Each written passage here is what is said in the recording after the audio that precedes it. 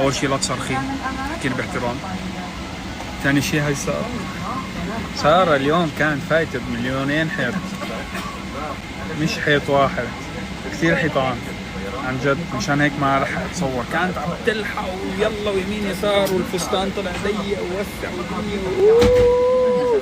الفستان انفك بالبيت، الفستان انفك بالبيت ورجع تخيط بالبيت في ساعة عن جد يعني المشكلة كان جاي بالي صور عشان نزلكم وراء الكواليس بعدين، بس قلت من كثر التوتر ما صورت.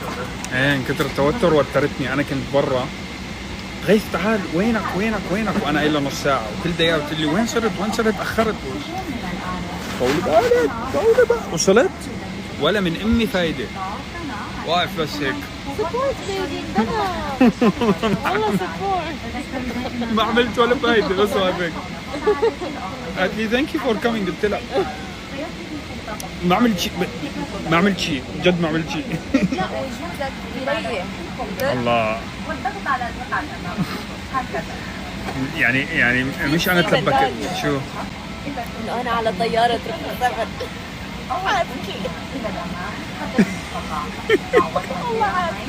يقعد راضي فيها هلا كمان.